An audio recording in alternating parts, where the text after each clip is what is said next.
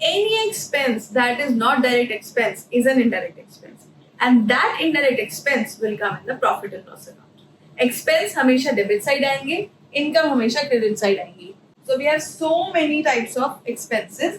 We have salaries, we have rent, we have commission, we have advertisement, we have bad debts, we have discount allowed, we have insurances paid, lighting charges paid, postage.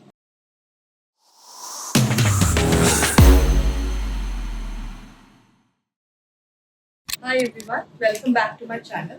So let's continue the trading accounts that we did in the last video. We will now do what is profit and loss account. We will understand कि profit and loss account में क्या क्या आता है. ठीक है. सबसे पहले फॉर्मेट देखते हैं कैसे बनता है इसका. Profit and loss account for the year ended, एक साल के एंड में ही बनता है. For the year ended what, it can be the entire year. ठीक है, हमारा करंटली 2025 चल रहा है. We will take that debit side and again the credit side. On first we have particulars, amount in rupees, particulars amount in rupees. Now यहाँ पर debit side में हमने पीछे भी देखा था, डेबिट साइड में क्या आ रहे थे, सारे के सारे एक्सपेंसेस, और क्रेडिट साइड में क्या आ रही थी, all the incomes. So now this account is simpler in comparison to trading account. It's just that ये थोड़ा लंबा ज्यादा होता है ट्रेडिंग अकाउंट के कंपैरिजन में. क्यों? क्योंकि इसमें चीजें ज्यादा आती हैं पर डायरेक्ट है चीजें, मतलब कुछ समझने वाला, ज्यादा दिमाग लगाने वाला कुछ नहीं है, कुछ कंफ्यूजन क्रिएट करने वाला नहीं है. जो भी expenses other than your direct expenses, कुछ भी हम लिख रहे हैं, कुछ भी हमारे पास क्वेश्चन में गिवन है, other than the direct expenses की list that I have provided, कोई भी और एक्सपेंस आ रहे हो उसको बिना सोचे बिना समझे आप प्रॉफिट एंड लॉस अकाउंट में डालते हैं. तो प्रॉफिट एंड लॉस अकाउंट होता किस लिए है, ये इसलिए बनाया जाता है ताकि हमें नेट प्रॉफिट या नेट लॉस पता चल सके. ये इनडायरेक्ट एक्सपेंसेस रखता है अपने सारे के सारे. ठीक है, सो इनडायरेक्ट एक्सपेंसेस कौन से होते हैं, जो directly production of the good में हेल्प नहीं कर रहे, वो सब इनडायरेक्ट है. और जितने इनडायरेक्ट एक्सपेंसेस हैं वो सारे के सारे प्रॉफिट एंड लॉस अकाउंट में आते हैं. प्रॉफिट एंड लॉस अकाउंट में हमको ये भी पता चलता है कि हमारा नेट प्रॉफिट या नेट लॉस क्या है. हमने ट्रेडिंग अकाउंट में क्या पता लगाया था, ग्रॉस. ठीक है, हमारा ग्रॉस आता है. तो जब भी हम इनकम में से ग्रॉस की चीजें माइनस कर देते हैं, जिसमें का मतलब है डायरेक्ट एक्सपेंसेस माइनस कर देते हैं, तो हमारे पास ग्रॉस निकल के आता है. ग्रॉस प्रॉफिट या ग्रॉस लॉस. पर उसी प्रॉफिट में से या उसी ग्रॉस प्रॉफिट या ग्रॉस लॉस में से अगर हम इनडायरेक्ट एक्सपेंसेस माइनस कर दे और इनडायरेक्ट इनकम्स ऐड कर दे, तो हमारा क्या बच जाएगा, net. Now we are coming to from gross, we are coming to situation of net. Okay, so अगर लॉस हो रहा है, लॉस किस साइड आना चाहिए, loss and expenses should come together and gains and income should come together.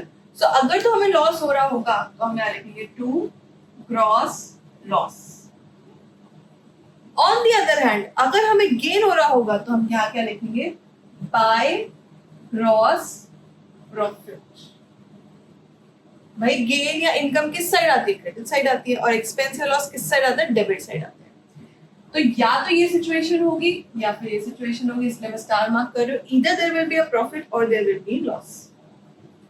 Now all the expenses other than your direct expenses वाले कौन से हो गए, salaries, rent, commission, advertisement, bad debts, discount allowed, okay, lighting, postage, legal expenses, to printing and stationery, to miscellaneous expense. ऐसा भी हो सकता है कि कोई मिसलेनियस एक्सपेंस का आपके पास ऑप्शन हो इन योर क्वेश्चन, तो वो भी इसमें ही आएगा. ठीक है, तो interest on capital, it's an expense. You will give interest on capital to your proprietors. So all of that will come here in your debit side of the profit and loss account.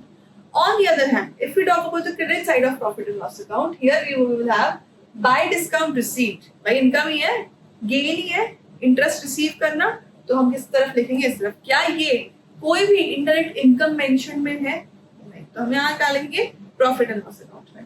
To interest received, कोई interest है और हमें receive होना है या हुआ है, वो भी कहाँ आएगा, प्रॉफिट एंड लॉस के क्रेडिट साइड पे.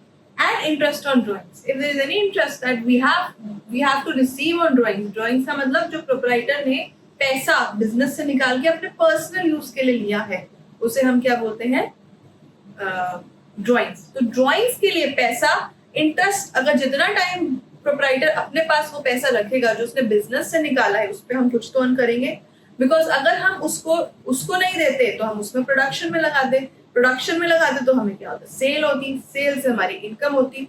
तो इन अ वे हमारी वो इनकम हम वो लेट गो कर रहे हैं ड्रॉइंग देकर प्रोप्राइटर को, तो भाई हमको हक है कि हम उससे अर्न करें, ठीक है, whatever amount that we have given.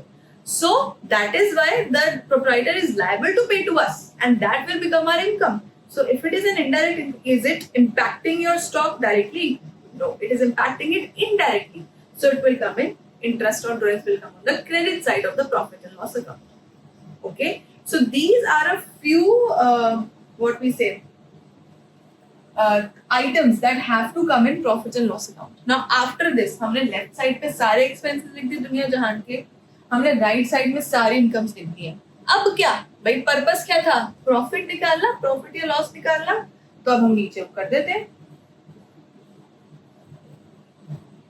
ठीक है। तो अब क्या नेक्स्ट स्टेप होगा, we will total all of it, total किया, ठीक है। Now again the same situation, if your income is more than your expenses, if the credit side is more than the debit side, what will you have, to net profit. On the other hand, if your expenses are more than your income, if your debit side is more than your credit side, यहाँ पे क्या आएगा, by net loss. Again, I'm marking it a star. Either this will happen or this will happen. Can profit and loss happen together? No. So या तो मुझे net profit होगा या मुझे net loss होगा, and that we will show in the profit and loss.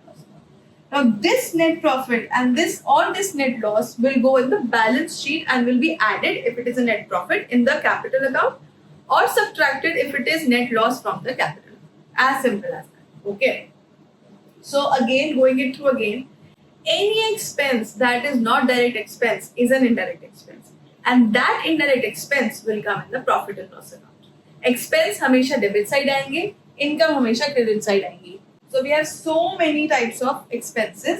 We have salaries, we have rent, we have commission, we have advertisement, we have bad debts, we have discount allowed, we have insurances paid, lighting charges paid, postage, printing and stationery, legal, carriage outward. Now carriage outward versus carriage inward. Carriage outward वो कौन सा expense होता है जो हमको cell करते time, जो cell करने के लिए हम कोई भी carriage transportation expense करते हैं, वो outward है, carriage outward. So it is an indirect expense and therefore it will come in profit and loss. Then miscellaneous expenses, if any. Interest on capital will also come here. And finally, net profit if your credit side is more than your debit side. Matlab, income is more than expense. Okay. Next, you have discount received over here. Any discount that you receive is your income. If it is an income, an indirect one, it will come in the profit and loss account. Interest received, कोई भी interest हमने receive किया है या करना है वो किस साइड आएगा, क्रेडिट साइड आएगा. इंटरेस्ट ऑन ड्रॉइंग्स हमारी क्या है, इनकम है. एंड अगर एक्सपेंस साइड इनकम साइड से ज्यादा है तो हमें क्या होगा, नेट लॉस. या तो नेट लॉस होगा या नेट प्रॉफिट होगा, दोनों में से एक होगी. दोनों के दोनों कहाँ चले जाएंगे, in the balance sheet. Okay, now I will write over here, एक मैं यहाँ पर लिख देती हूँ. If your credit side is more than your debit side, मतलब if your income is more than expense, तो क्या होगा, in both the scenarios what will happen, there you will have net profit. On the other hand, if your credit side is less than your debit side, that means if your income is less than your expense, then what will happen in both the scenarios, you will have net loss. So net हमेशा calculate होता है profit and loss account से, और gross हमेशा calculate होता है कहाँ से, फ्रॉम योर ट्रेडिंग अकाउंट से.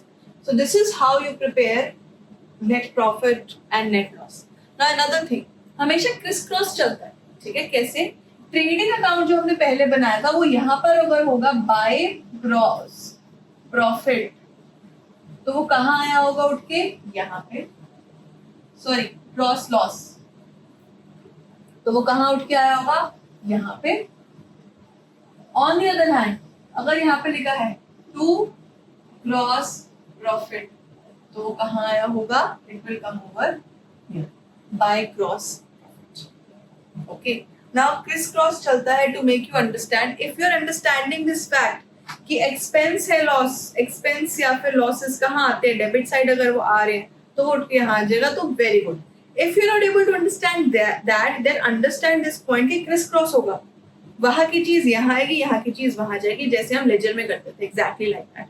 ठीक है? So अगर gross profit होगा तो यहाँ पे आएगा, gross loss होगा तो फिर वो यहाँ पे आएगा. यहाँ पे क्यों आएगा? कि इनकम है, और यहाँ पे क्यों आएगा? क्योंकि ये expense के तौर पे. Getting my point? So this is how we prepare the profit and loss account, and after this we will prepare your balance sheet according to Companies Act and 2013 that was there, Schedule 3. ठीक है, we will make that and understand कि कैसे कैसे कहाँ कहाँ क्या क्या आता है, put होता है, and then we will do some adjustments that are also very important in calculating. Without adjustments you will get no question. तो adjustments तो होंगी ही होंगी, तो उसके लिए समझना basics important है. ठीक है? So in the next video or in the following video we will talk about that. Okay? So this is the video on profit and loss account, and if you like this video, please like, share and subscribe my channel for more such videos on accounts as well as finance, and thank you.